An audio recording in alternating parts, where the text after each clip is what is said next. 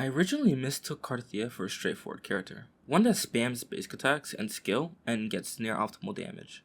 And while she's not as complex as the likes of Calcharo, in combination with Aero, Rover, and Ciaccona, you can almost get completely lost while playing this team. So, with this video, I'm going to show you what you should be doing, why you should be doing it, and teach you how to play Cartethyia and her team correctly while covering some combos, animation cancels, and interactions. This isn't going to be a complete guide, nor a deep dive into her kit. There's enough videos of people just reading off the descriptions. Fortunately for you, I've already read the kit descriptions, and I'm just going to tell you what you need to know, why you should know it, and how to do it. So, instead of the yapping, let's just go ahead and put the combos on the screen.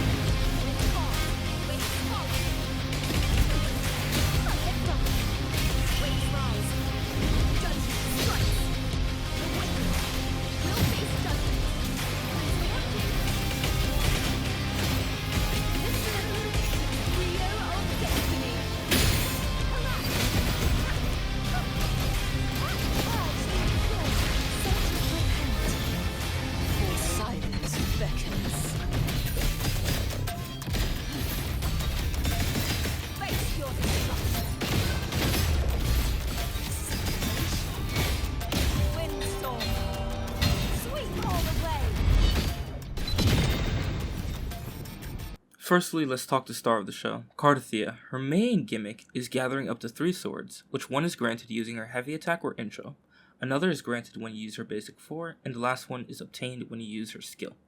You then absorb these swords using a plunge attack. Thankfully, her skill puts her in the air, so the rotation for Cartethyia is extremely streamlined. Upon gathering these 3 swords, you then use your liberation, transforming into fleur-de-lis. I'm going to skip the fluff and give you the TLDR. What you need to know is that these 3 swords that you gathered in Cartethyia buff fleur-de-lis. See this bar at the bottom? You want to fill it up using attacks on fleur-de-lis. Any and all attack in fleur-de-lis form will stack up this bar, but there are certain attacks that give her more damage and also stack it up faster. That's what we're going to be talking about. This is going to be your basic 5. See these air attacks? Don't do them. Anything past the B1 whatsoever is a complete waste of damage and time, as these things have terrible multipliers, probably because she gets them buffed by 200% on her S2.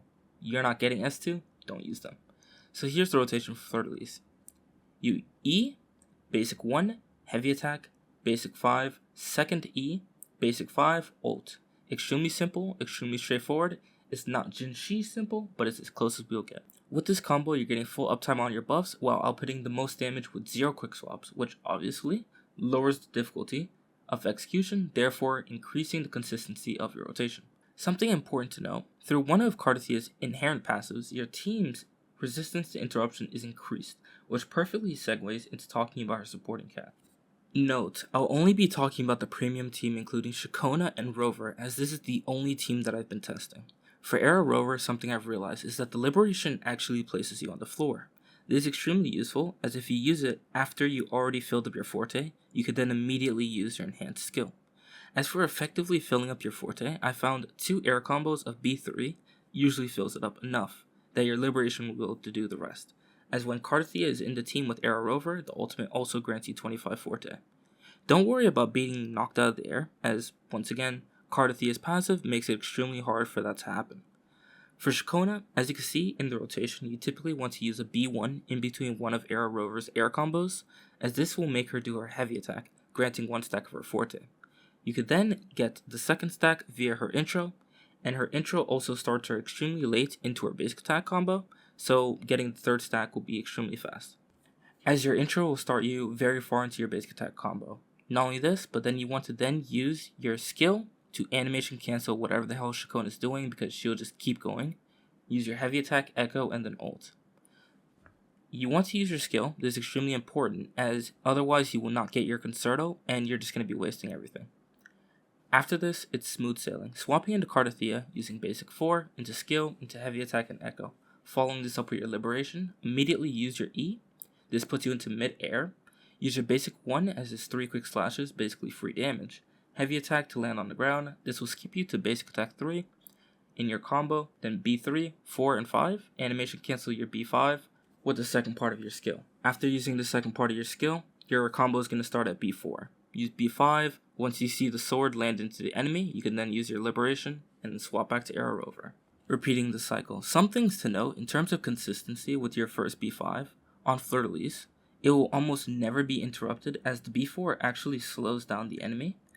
After your first B5 and your second part of your E, if the enemy is going to knock you out of your B5 or your animation in general, just dodge, as the dodge counter is gonna start you at B3, which is barely even a second lost, making Cartethyia extremely hard to punish.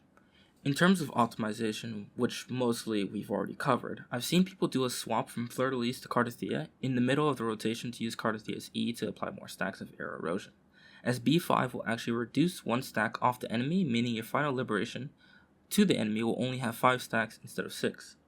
This is a concern, as Fleur-de-Lis actually gains damage bonus based upon the amount of Aero Erosion stacks the enemy has, up to a total of 60%, 10 per stack, and likewise, her liberation also gains 20% damage amp per stack of erosion the enemy has, but only to a maximum of 5, meaning that even with this rotation, you'll only be losing 10% damage bonus on the final liberation cast, which I personally don't care about. If you really care, go ahead and swap to Cartethyia, use the E, then swap back an ult, and just like that, now you know what you're doing, why you're doing it, and how to do it. For weapons, just use Signature or Camellia's weapon for limited 5 stars. EOG is slightly worse than those, and then even slightly worse than that is going to be Brant and Chang Li's signature weapons. There's a really good 3-star called Guardian Sword, as it has HP main stat, granting you significantly better DPS than any of the 4 stars, and being only 7% worse than the EOG. The only real status lacking is crit, and you can use it as an alternative till you get her Sig or EOG. For skills, just max your Forte and Liberation, and you can then level up your skills and normals as you see fit.